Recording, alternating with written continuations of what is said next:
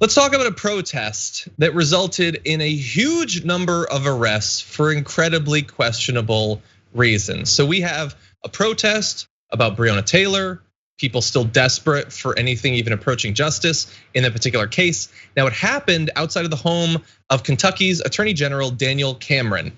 And that is really what caused the amount of opposition to the protests, as you'll see, with people facing felony charges for the crime of having protested.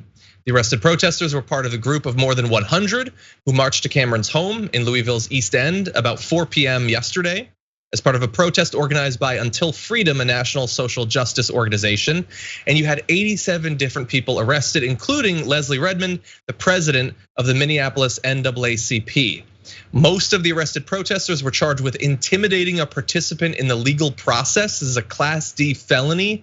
Second-degree disorderly conduct, a Class B misdemeanor, and third-degree criminal trespass, a violation according to the Louisville Metro Police. And so again, as we said, these individuals, dozens and dozens and dozens of them who are participating in an entirely peaceful protest could face years in prison now. There's a major problem in this country. And the problem is that politicians believe that they will not be held accountable for their actions. And even to the extent now where there's crushing of dissent, right?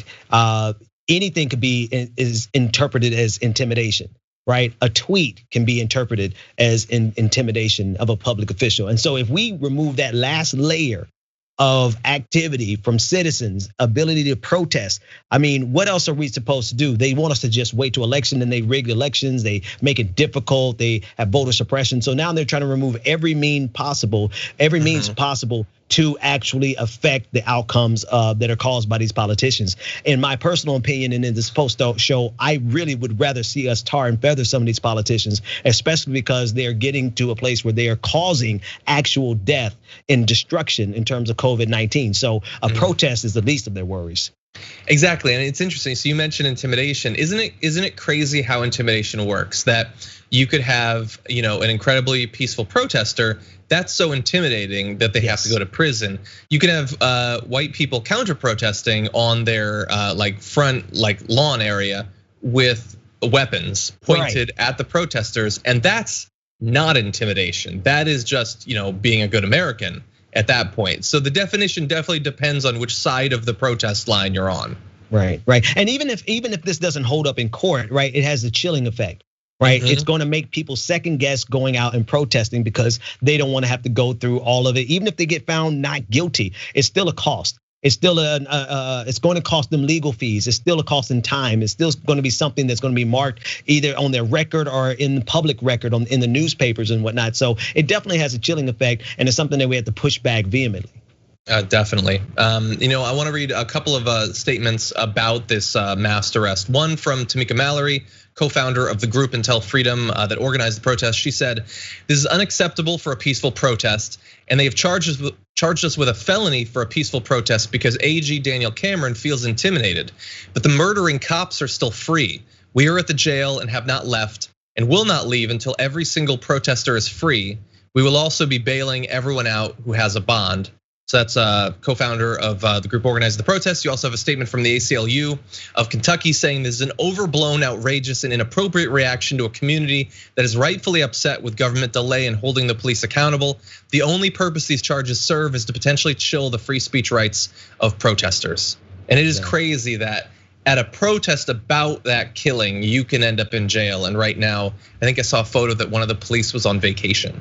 Yeah, on a paid vacation, having the time of his life, I think was his exact quote. Exactly, yeah, I mean, that's just spitting in people's face. Now, I wanted to ask the audience, we have a poll up right now at tyt.com/polls/protest. Is it okay to protest at an elected official's home, or is that off limits? You can vote yes, it's okay, or no, it's off limits. And we will accrue those and at some point get back to you. I have a feeling, Ben, you're pro. Yeah. I don't think they should be comfortable in public ever again. I mean, they're making decisions that are good, like particularly these governors who are forcing kids back to school. Like, that's really personal to me. 4 out of my 5 siblings are teachers, and for them to force people into conditions that could actually get them killed, I don't think these people should be comfortable in public ever again. I don't think that they should feel threatened, that their lives are threatened, but you should not be able to go out and enjoy a nice brunch and not hear from the people. So yeah, I'm definitely pro. Thanks for watching the Young Turks. I really appreciate it. Another way to show support is through YouTube memberships. You'll get to interact with us more. There's live chat emojis, badges. You've got emojis of me, Anna, John, JR. So those are super fun. But you also get playback of our exclusive member-only shows and specials right after they air. So all of that, all you gotta do is click that join button right underneath the video. Thank you.